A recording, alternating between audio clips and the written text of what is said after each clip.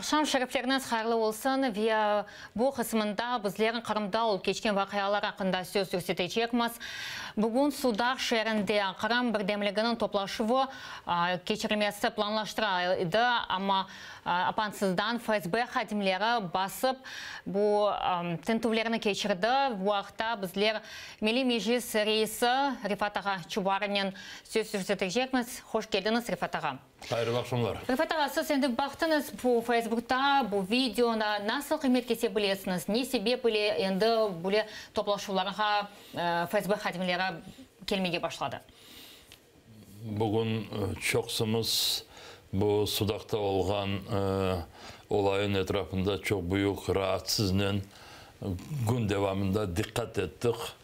Ben o zaman oradaki olan bazı arkadaşlarımla telefondan da bağlandım. Çünkü böyle Kırım'da da haklı olarak 150'den ziyade toplanılan insanlara böyle ucum da olmamış idi.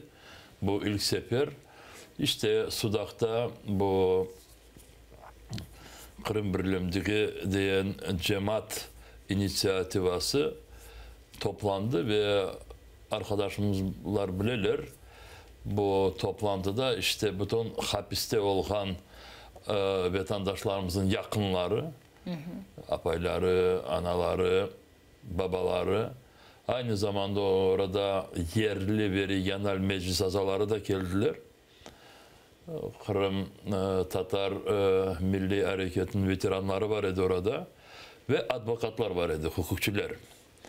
Ve işte bütün konuşmaları nasıl işbirliği kurması, devam etmesi, birbirlerimize yardımcı olması, hapiste olan arkadaşlarımıza nasıl da gerekli adımlar yapılabilir de onları da serbestleştirmek.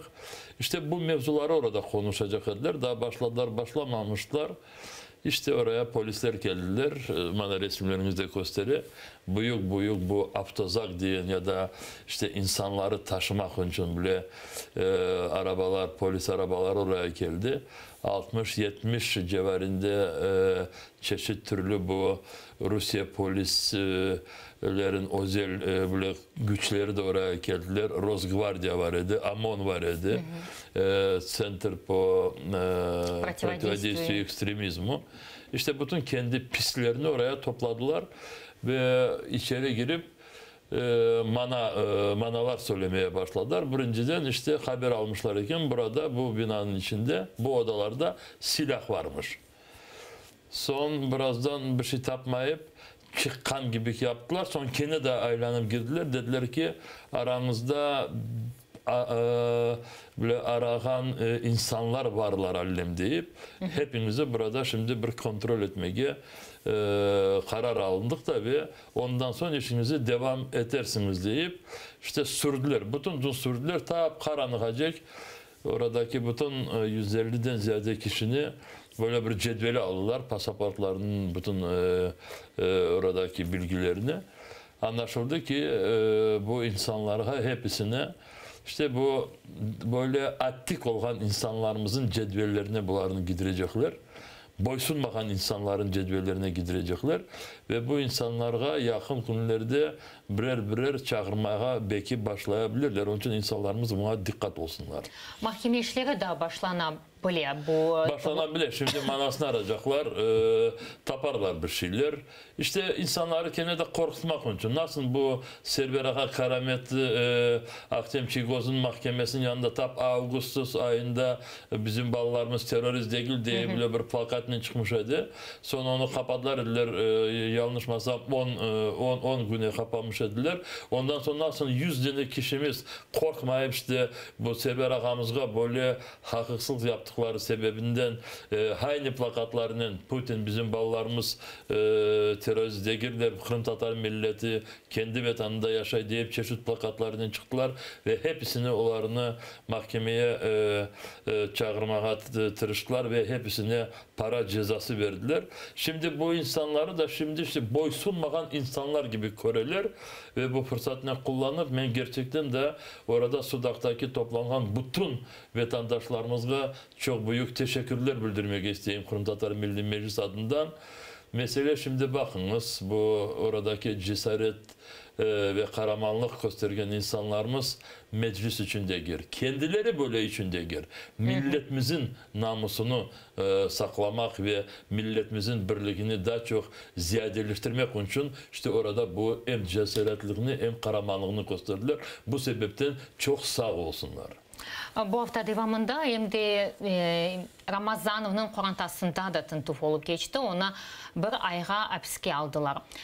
Ne sebeple onlar böyle hem de keniş sürede tıntıflarını geçirirler hem de öyle bir ayrı korantalarını alıp baskı edip sanki boyepрипас kıdırarlar deyip böyle şikayet ettiler.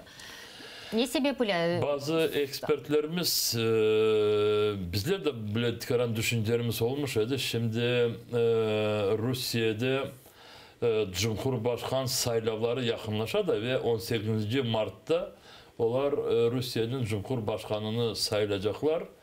Aynı zamanda bu saylavlarını onlar bu Ukrayna'nın toprağına, bu vakit necek işgal eten toprağına ya da Kırım'a da bu saylavını getirdiler ama ne olsa da arkadaşlarımız ve ekspertler demiş ediler ki belki de bu saylavların öncesinde bunlar bu baskınlarını bazı böyle azlatırlar diye böyle fikirler sürdürüldüler ama olmadı bile bakınız. Şimdi bir hafta değil de 2-3 gününü alayık. Siz söylediğiniz Ramazanov İsmail mi adı? İsmail Ramazanov. Babasının adı, babasını da gördüm de şimdi babasının söyle adını. Tamam. İsmail Ramazanov. Ayrıca 2-3 gün evvelsi Canköy rayonunda Enver Kroş ve İbazer İslamov. İşte arkadaşlarımızı birer alıp bu represiyalarını çoklaştıralar ve siz soradığınız gibi ki ne sebepten işte gene de bu korkutup bir aksiyalar milletimizi korkutmak ve ondan milletimizi kendi aralarında parçalamak, soğutmak ve Kırım'dan çıkmak böyle tırışalar olar. Nasıl adamlarla yaşamak mümkün bu tarzdan? Şimdi burada böyle bakınız. Ben gerçekten de bugün hem arkadaşlarımızla telefonla bağlandığımız vakit hem bu Sudak'tan canlı bile yayınlarını gözlediğim vakit o çok yaxşı korunuyor ki ne kadar bu zorluklar olsa da ama insanlarımız şimdi bundan korkmayırlar. Birinciden bu korku bunu ne kadar zor olsa da yürekten ya da kafadan birinciden yürekten böyle çıkarıp bir uzakka taşlamaya gerek.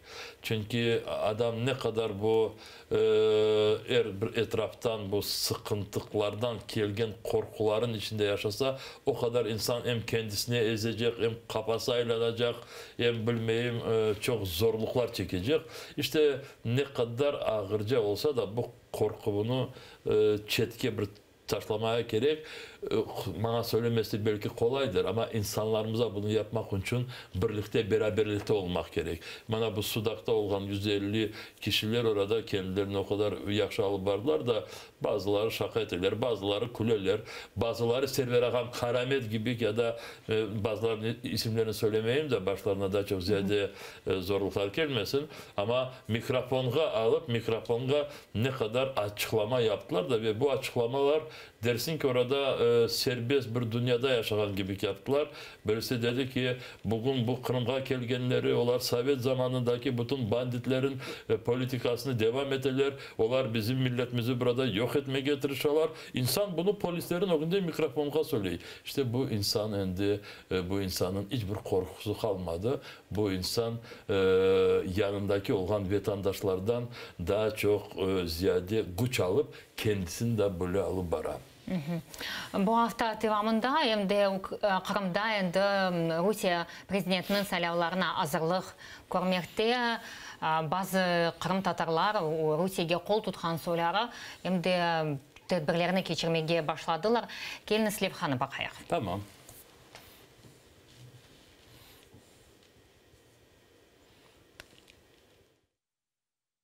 Өз өзіні илан еткен Қырым татар ақсақаллары ве Кремль незаретінде олған муфтилік векілері Русия президенті салявларында Владимир Путиннің намзетіне ре берілмесінен бағлы мұражат азырлады. Эвесі саясеттен четте олғанını білдірген муфтият азалары шымды салявларға барып Путинге қол тұтмаға чағыралар. Призываем крымско-татарский народ и крымчан в целом поддержать данную кандидатуру, дабы мы за мир, за процветание, и мы надеемся, что данный курс продолжится и далее. Мұражатны инкишаф бірлешмесінің yolbaşçысы Eskender Bilalov да имзалады. О топлашқанларны өз якынларынан чалышып, оларны да салявларға бармаға мечбур етмеге чағыра. За нами есть семьи, родственники. Я думаю, мы все должны хорошенько подумать, подписать это обращение и выходить в народ, не стесняться, объяснять нашему народу, для чего нужны выборы. Наш народ много выборов прошел, наш народ не глупый, и он умный народ, и он поймет, и он услышит нас. Я хотел бы, призываю вас всех, на этих выборах очень хорошо поработать. Eskender Bilalov işgalden son Ruslanyanov işbirlik etip başladı. O işgalcilerin hareketlerinin neticesinde vefat etken Veciye Kaşkan'ın cenazesine kelgen edi. Lakin Kırım Tatarları onu satqın sözlerinin cenazeden kovdu.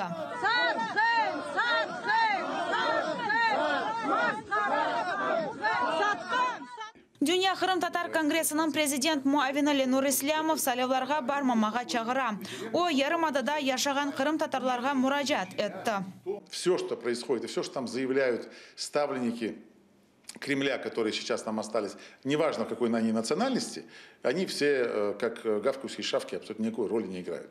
В общемировом, не только даже в общекрымском масштабе, они никакой роли не играют. Это просто телевизионная картинка, которая должна на кого-то сработать. Чтобы в Москве увидели, и какой-нибудь там обязательно там какой-то маленький тортик или кусок пирога какой-нибудь им насыпали. Evvelsi meclis reisi Rifat Çubarov ve Kırım Tatar halkının lideri Mustafa Cemilov bütün Kırımlılarga salavlarını boykot etmege çağırgan edi. Эти выборы на территории Крыма, какие бы то они ни были, местные или там президентские, парламентские, они вообще незаконны. Они не признаются международным сообществом. Это во-первых. А во-вторых, ну, как известно, сейчас в России, как правило, выборов нет. Там уже они назначены, а это просто декорум. Крымские татары, как люди, приверженные праву, уважающие международное право, законопослушные граждане, они, конечно, не должны участвовать. Четко сказать, нет, мы в этих спектаклях не участвуем. Yarımada'da Putin salavlarda öz namzetini göstermesi için 3 hafta içinde tekelebin imza toplandı. Bu hafta Meridian Yeşir'i bildirdi. Rusya prezidentinin Комгенский был, и фотограф, анда олар сырасында МД Муфти, МД Фюзи Акубов, МД Ремзи Ильясов барлар. Сіз оларға насыл қызметкесе білесіңіз, бұл Rusya президентінің салявларына hazırlık көрінген. Şimdi mesele kuru isimlerde de gelir. Bazı isimleri belki de anmaya gerekir vakit. Mesele onda ki aşağı yukarı bir 30-35 milletimizin içinde Tigaran'a biraz bilgili insanlar işte böyle toplantılarda milletimizi namussuzlukka batırmaya tırışalar. Şimdi insanlar aldatmak için doğru kelimeler de kullanabilirler de ve bu doğru kelimeler ya doğru bile fikirler neden onların ağızlarından seslendiğine çok dikkat olmaya gerek. Eskender Bilalov dedi ki bizim milletimiz çok akıllı. Gerçekten de milletimiz çok akıllı. Ve şimdi bu bizim milletimizge kim olsa olsun ama bu bizim toprağımızı baskın yapan banditke rey milletimizge kendi reyini o banditke vermesine rica etse milletimiz akıllı olduğu sebebinden birisine inanmaz ve öyle yapmaz. Ve Putin Rusya Cumhuriyeti'nin başkanı olarak Ukrayna'ya savaş başlayıp da bizim toprağımızı işgal edip de bizim milletimizi ezgen, parçalagan, insanlarımızı öldürgen insan olarak şimdi Kırım'da bu 18. Mart'ta haksız geçirilecek saylavlarda Kırım Tatar milletinden hiçbir ses kazanmaz, oy kazanmaz. Ama aynı zamanda gene de bu Eskender Bilal'ı söylediğin gibi bizim hepimizin korantamız var, yakınlarımız var deyip işte çağırdı. Onlar da sayılara gelsin deyip belki de bazıları işte onların gibi söyleri varıp kendi seslerini verebilirler. Ben eminim nasıl bu 2014. senesi 16. Mart'ta bizim 200 binden ziyade sayılavcılarımızdan, milletimizin sayılavcılarından böyle patlasın bir 800-900 kişi vardı. Başka birisi çıkmadı. Bu sayılavlarda daha ziyade az onda 2 kişi varabilir. Çünkü burada gerçekten de bakınız ben şimdi bizi Kırım'da gözleyen vatandaşlarımızın dikkatini çekmek isteyeyim. Bu neydi şu diğeri bu muftinin yardımcısı Ayder İsmailov dedi ki Putin'e sesimizi vereyik de çünkü Putin barış ve inkişaf, mir и процветание. Kim ne aldatacak ola bu namussuz? Bugün Sudak'ta 150 tane kişimizi onların içinde kadınlar, erkekler, ballar böyle hepsini böyle koyu gibi, sürü gibi yazıp cedveller aldılar da yarın bir gün onların başlarına ağırlıklar getirecekler. O dönemleri bana Ervin İbrahimov'un yakınları mektup yazdılar. Benim için çok böyle acınıklı ve ağır bir mektup. Refadağa akrabası. Ya sizler de hepsiniz sağ selametsiniz. Ya Ervin ne yerde? Ervin ne vakit evge kaytıp gelecek? Refadağa siz ne yaptınız da Ervin nasıl eve gelecek? Şimdi bu insanlar kimini aldatmaya istiyorlar? Reşat Ahmetov öldürüldü. Ervin İbrahimov ve onun gibi 40'tan ziyade kişilerimiz kaçırıldı. Bazılarını ölüm olarak bulunduk. Milletimizin çok korantaları mecburlar şimdi parçalanmaya. Çünkü erkek balları, oğlanları orada bu Rusya'nın ordusuna varmamak için dışarı çıkmaya mecburlar. Ya her gün tentüvler. Ya Ruslan Zeytullayev 15 sene hapiste. Şimdi bu Ayder İsmailov kendisine mufti yardımcısı deyip Putin'e oy veriyor da çünkü Putin bizge daha çok ziyade barış getirecek. Putin Kırım'a cenk getirdi ve Allah göstermesin Putin gibi söyleri da devam etseler Kırım'ın geleceği yok ve oradaki insanların böyle geleceği yok. O sebepten sayılavlara hiçbirisi 18. Mart'ta varmaması gerek ve evvelden söylediğimiz gibi Rusya kanunlarında böyle hiçbir türlü sayılavlara katılmayan, varmayan insanlara hiçbir türlü bile karşılık yapmaya mümkün değil. İnsanlarımız o konu azbarlarında topraklarına uğraşsınlar, korantalarına baksınlar, ballarını eline alıp akrabalarına varsınlar, ana babalarına ziyaret etsinler, camilerin var burada azbarlarını süslendirsinler, kendilerine iş tapsınlar. Ama bu Ruslar gelip işgalciler orada haksız açılgan saylav oradaki bölgelere kutularına yakınlaşmasınlar. Bu hem insaniyet taraftan cinayettir. Hem Müslümanlık, İslamiyet taraftan bu cinayettir. Ve kanun, Ukrayna kanunu tarafından bu cinayettir. İnsanlarımız cinayet yapmasınlar, namuslarını saklasınlar. Судақта кешірілген тінтулерге кешеміз ve bizler Emil Kurbetdinov advokatnen bağlana bilemiz. Selamun aleyküm Emil Bey. Edem Simidler. Edem Simidler. Bu Edem. Aleyküm selam. Selamun aleyküm Edem ağa. Edem ağa, aytınız ne olup geçti suda şerinde nasıl FSB hadimleri sizge ne kullandılar aslında nasıl olup geçti? Ну, действительно, когда сегодня собралась Крымская солидарность и собираются все родственники политзаключенных, адвокаты, обсуждать дела, рассказывать о текущих событиях. Где-то после того, как началось собрание, через час подогнали 2 автозака, приехали сотрудники полиции и сообщили о том, что якобы поступила информация, что здесь собрались очень подозрительные люди, заносили какие-то сумки, предположительно с оружием, с взрывчатками, Поэтому они приехали это все проверить. Единственное, мы не поняли, для чего автозаки для такой проверки. Мы задали много вопросов им.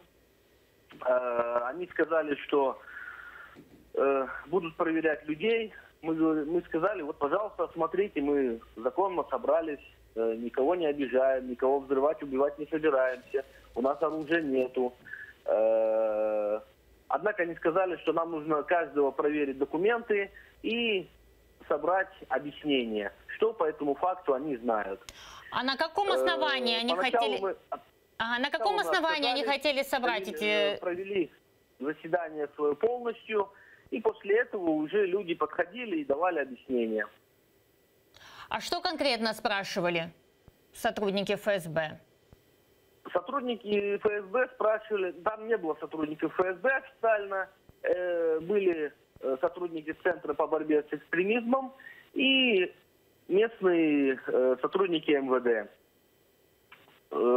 Они спрашивали, с какой целью люди собрались, известно ли им что-то о звонке, в котором сообщалось о том, что неизвестные люди собираются в каком-то месте. В основной массе люди отказались давать какие-либо объяснения, сославшись на статью 51 Конституции Российской Федерации. Это впервые за такой период времени, когда в Крымскую солидарность нагрянули сотрудники спецслужб. Как вы считаете, почему именно сейчас так они активизировались? Ну, видно, пришло время, видно, увидели, что эта организация имеет поддержку у народа, народ к ней тянется, приезжают люди, общаются. Это, если я не ошибаюсь, 22-е уже собрание Крымской солидарности. И в этот раз они решили вот таким образом напугать людей, напугать тех, кто предоставляет помещения, чтобы люди не собирались, не общались, не обсуждали какие-то юридические моменты. Но я думаю, это все будет напрасно для них, потому что мой народ, крымско-татарский народ, он готов бороться мирными путями, у него большой опыт для борьбы, поэтому, я думаю, такими методами нас не запугать. Сколько времени продолжалась эта такая спецоперация со стороны спецслужб? Сколько времени они удерживали вас? Да, около 3 часов они приехали и где-то в 7 уехали. Более 4 часов они блокировали помещение, не выпускали людей. Люди были преклонного возраста, были женщины с детьми. Как бы так. То есть провести вам собрание вам не было такой возможности, да? Да, конечно же, мы не сделали все, что планировали, не обсудили все, что планировали. Обычно после данных мероприятий, после этого собрания у семей бывают личные вопросы, когда они подходят к адвокатам и какие-то личные вопросы задают. Но сегодня, к сожалению, все эти люди, все эти семьи были лишены такой возможности, так как очень много сотрудников было, и, конечно, всем было уже не до вопросов. Насколько вам известно, Крымская солидарность и в дальнейшем будет собираться так, как планировали сегодня? Ну, я думаю, это не должно остановить ни Крымскую солидарность, ни вообще кого-то. Потому что если они увидят, если правоохранительные органы, власть увидят, что эти методы их не работают, то они постоянно будут их использовать. Нам, наоборот, надо показать, что таким методом нас не запугать. Мы не какие-то преступники, мы собираемся вполне законно, не готовим какие-то там незаконные вещи. Поэтому правда на нашей стороне. И просто приезжать и говорить, что что-то заминировано, или какой-то звонок телефонный был, ну это смешно. И об этом весь мир узнает и просто смеется над правоохранительными органами. Если они хотят быть в качестве посмешища, то, конечно, пускай дальше продолжают такими методами запугивать народ. И, Эдем Ага, могли бы рассказать немного о Кези Маметове, Мустафа Дегермеджа, Руслана Трубача, Асана Чапуха? Как они сейчас находятся, в каком состоянии их здоровья, об условиях их содержания? Что вам известно? Ну, условия содержания, конечно же, ужасные, потому что СИЗО, насколько вы знаете, построено было еще при Екатерине. И представляете себе, ну, можете представить себе, в каком состоянии вся инфраструктура СИЗО, все коммуникации. Это ужасно. И человеку там находиться опасно, даже здоровому. Не говоря уже о тех людях, которых вы перечислили. Это пожилые люди с букетами болезней. После месяца нахождения там Бекирагаби Герминджи попал в реанимацию. Хотя мы за 10 дней до этого об этом везде кричали, писали заявления, говорили следователю, писали следователю, что человеку срочно необходима медицинская помощь. Однако нас никто не услышал, и после этого он попал в реанимацию. На него он получил справку, что ни в коем случае не может Бекирагаби Герминджи содержаться в условиях следственного изолятора. Однако и это для суда оказалось недостаточным основанием, чтобы человека не содержать там. И по надуманным причинам каким-то он оставил его там. Но это одна беда. Вторая, что по Казиму Аметову в постановлении указали совершенно другого человека. Это не какая-то ошибка в слове или там одна буква не соответствует. Все полностью данные указали Аметова Эрнеста. Это кто проходит по Бахчисарайским Хизбут Тахрир, Бахчисарая, парнишка. Все данные его указали. То есть уже более 2 недель Казим Аметов находится без какого-либо решения суда. То есть это вызывает огромное негодование людей. Асан Ага Чапух, также пожилой человек, после инсульта, там произошел у него инсульт, и никакой медицинской помощи квалифицированной не оказывают. Нормальное обследование не проводят. Вот в таких условиях сегодня находятся эти люди. Эдем Ага, и Рифат Ага хочет задать вам вопрос? Yok, sual değil. Birinciden Edem Bey, sizlerge orada Abdurreşit Ceparov, diğer arkadaşlarımızga, ben isimlerini çok söylemeyeyim de, bütün advokatlarga ve meclis azalarına, oradaki bizim bu hapiste olan insanlarımızın yakınlarına ben gerçekten de çok büyük teşekkürler bildirmek isteyeyim. Kendinize bugün çok yaxşı alıp bardınız. Her vakit alıp bargan gibi bugün de çok yaxşı alıp bardınız ve milletimiz birlikte olganını gösterdiniz. Bunun için teşekkürler. Çok sağ olun Rifat Agam. Çok sağ olun Эдем Ага қосылғаныңыз үшін. Çok sağ olun. Bu Edem Simidляев, advokat olgan edim. Şimdi bakınız, ben Edem Bey'ini dinlediğim vakit ve aynı zamanda bu internetteki olan haberlerine de bakan da, şimdi ve siz de bazı hapiste olan arkadaşlarımızın soyadlarını seslendirdiniz.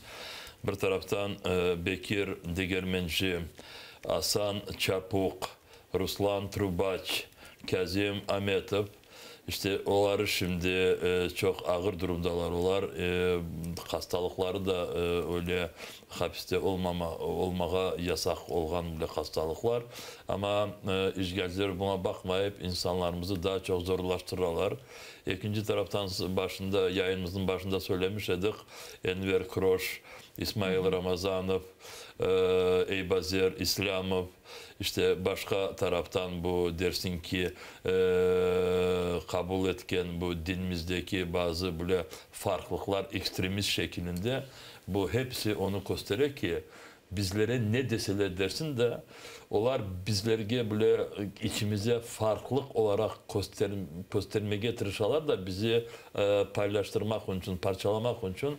Ama maksat nedeni bütün vatandaşlarımıza, milletimizge bu kadar baskın kete işte bizler Kırım Tatarlar olduğumuz için. Ve bunu o kadar çok yaxşı anlamak gerek de ve bütün dünyaya anlattığımız vakit her bir yerge bu bütün açıklamalar yaptığımız vakit Rusya işgalcileri Kırım Yarımadağa gelip orada tamirli olan Kırım Tatar milletini yok etmeye tırışalar ve bu sebepten çeşit türlü kendilerine bile uyduralar, bazı mevzular uyduralar, sebepler uyduralar. İşte buna çok dikkat olayık da ve her bir vakit bunu her bir yerge göstereyik. Çünkü Rus işgalcilerine bu fırsatını biz hiçbir vermeyik ve bu bazı işte Demirel'e söylediğimiz gibi 30-35 kişiler, kimler saylavlarga çağıralar, deyler ki Kırım Tatar milleti Putin'e kendi oylarını versin. İşte bu insanlar da bunu çok yaxşı bilerler. Remzi İlyasov olsun ya da Ayder İsmailov olsun ya da Eskender Bilalov olsun, yazıklar olsun ya da Fevzi Yakubov olsun ve diğerleri onlar çok yaxşı anlayırlar. Rus işgalcileri milletimizi yok etmeye tırışalar ama kendilerini saklamak için onlar düşünürler saklamak için ama onlar da saklanmayacaklar. Nasıl 1944 senesi hepsini trenlerge yüklediler ki kim ne olsa olsun işte Rus işgalcileri de sıra sıra böyle yapacaklar. Onun için bütün şimdi bugündeki bu Sudak'ta olan olayda Tünev'inde bir ay evvelsi, sene evvelsi olanların hepsini bizler burada Kırım'da halkara cemiyetten, halkara bütün cemiyetlerden Rusya'ya baskınlar daha çok ziyade olanını bizler çalışmalarımızı alıp varıyık ve devam edecek. 2 gün evvelsi Aktem Çiğgoz İlmi Umerov bu Avrupa Parlamentosu'nda o kadar çok keskinden ve çok yaxşı çıkışlar yaptılar. Bunu hepsi internete bakabilirler. Bütün şimdi oradaki milletimiz işte böyle birlikini daha çok ziyade saklasın da bu Rusya'nın sonu ne olacağı endi anlaşıldı. Rusya parçalanacak. Kırım Ukrayna'nın içinde kaytacak. Milletimiz gelecekte gerçekten de kendi hayatını kendisine sahip olacak. Ama bu zorluklarını geçirmeye gerek. Ukrayna tarafından nasıl yardım edebiliyor bu Kırım'da yaşayanlar? Bu Kırım'da tütünler aslında yaşayanlara? Bütün şimdiki olğan bu halkara görüşmelerde, söhbetleşmelerde hep hiçbir yerde Kırım ve Kırım Tatarları chetde kalmay. İşte bunu hepsini hazırlamaktayız. Ama neticelerini ne zaman görecek? İşte bu da çok davranmaya gerek. Bunların etrafında çalışmak gerek. Çünkü uluslararası ya da devletlerin arasında da bazı zorluklar var. Rusya da tırışa diğer devletlerin de bile ayrılmaya ama şimdi bu bakınız Tünev'in bazı yeniden yaptırımlar ya da sanksiyalar kabul edildi Amerika tarafından. Kimler bilirsiniz şimdi orada 2 tane Kırım'da bu elektrikini ziyadeleştirmek için 2 tane elektrosentral kurula ve onlara 4 tane Almanya şirketlerinden turbinalar bu elektrik çıkaracak turbinalar geldi. Şimdi bütün bulunan uğraşan şirketlerini hepsini yasakladılar ve bu ayın sonunda 29-30 yanvarlarda Amerika tarafından daha çok ziyade bu yasaklamalar ya da sanksiyalar ilan edilecek. Rusya'nı bütün dünya bu alga getirişe ki Rusya mecbur olsun bu bütün halkara hukukların içinde olmasına ve Kırım'ı boşaltmasına ve bu dolu Ukrayna, Donetsk ve Lugansk vilayetlerinden de oradan gitmesine. Amerika Koşma Ştatları tarafından böyle sanksiyalar katı şekilde geçirilmekte ama Avrupa'ya bakanda o tekrar böyle yumuşakça. Ne sebeple, ne vakit Avrupa memleketi bu Rusya'ya sanksiyalarını işletecek? Şimdi bazı ayrı fikirler var ve ayrı siyasetçiler Rusya taraftarları olarak kendilerinin böyle çalışmalarını devam ederler. Ama umumi olarak Avrupa Birliği'nde Rusya'ya şimdi böyle yumuşaklık yok ve Allah'a şükür olmayacak gibi de görünüyor. Şimdi bu Rusya'nın bu dünyaya bile göstergen korkular çok ülkelerin başlıklarının varıp yüreklerine girdi. Şimdi hepsi anlay ki mesele Ukrayna ve Rusya arası değil. Mesele Rusya böyle bandit bir devleti olarak ve diğer demokrasi olan ülkeler. Mesele onda. Amerika Koşma Ştatları ve Avrupa bu Kırım'da geçirilecek prezident saylavlarına nasıl baqa bilya sizin fikrinizge göre? Şimdi oradaki saylavlar tanılmay ve tanılmayacak. Ve şimdi bazı bu her bir saylavlarda gözlemciler yollagan halkara kuruluşlar bunu ilan ettiler. Misal için OBSE ya da Avrupa Güvenlik ve İşbirlik Teşkilatı OBSE şimdi ilan etti. Dedi ki Kırım'da hiçbir türlü böyle resmi gözlemciler olmayacak. Ve Avrupa Birliği tarafından ya diğer halkara teşkilatlar tarafından da Kırım'a gözlemciler yollanmayacak. Çünkü oradaki sayılarını birisi tanımay ve tanımayacak. Ama bu sayılar Mart 18'inde geçirilmesi gözde tutula. İnsanlar bu devlet strukturalarda çalışkan, ticaretle uğraşkan Kırım Tatarlar belki de onlarına başka eti belki de onlar bara bilirler. Sizin fikrinizge göre nasıl onlarını toxtatmak mümkün? Şimdi bakınız, bu işgalin birinci haftaları değil de, ben şimdi hatırlayayım, bu birinci saatler ya da birinci günler ya da birinci haftalar o vakit ne kadar biz aslı o vakit millet olarak bir ozumuz kalgan gibi görünüyordu. Hem gerçekten de öyleydi. Ukrayna'nın bütün bu iktidar orada yıkıldı aman, hepsi aman oradan saklandılar ya da onların tarafı, Rusların tarafına geçtiler.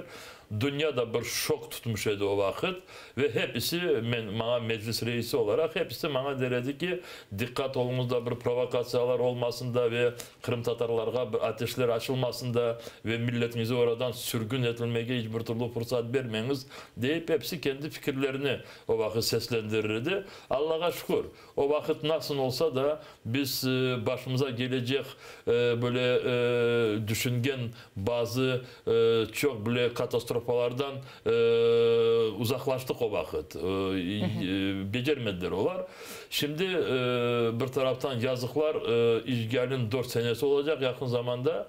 İkinciden de şimdi her bir taraflar bilgili.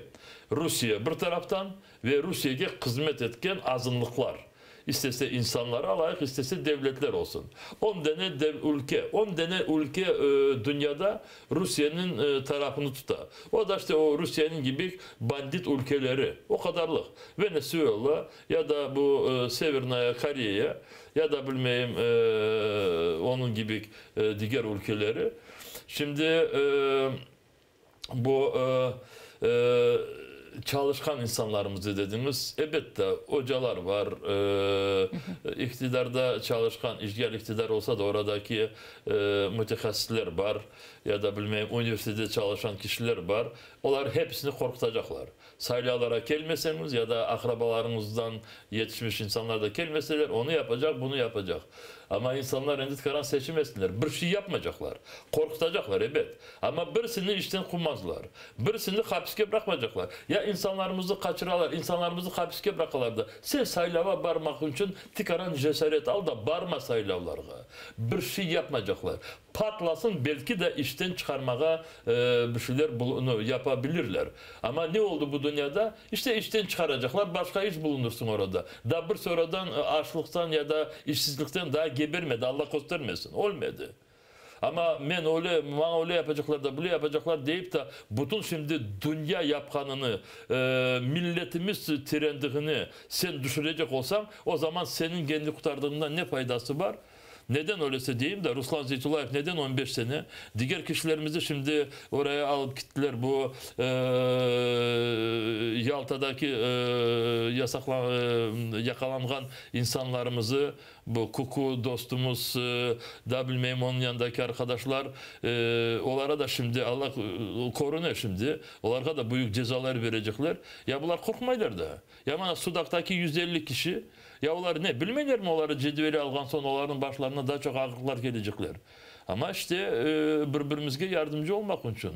Onun için insanlarımız korkmasınlar. Saylava barmacam da başıma ağırlık gelecek olur. Saylava barsanız siz bu banditke daha çok güç vereceksiniz. Saylavga barsanız siz oradaki bütün bu bizi öldürmeye gelgen, milletimizi ezmeye gelgen insanları destek edeceksiniz. Onun için bunu insanlar düşünsünler. Çok sağ olun Rifat Ağa, gelgeniz için programımızga. Bizle kalınız, sağ olun.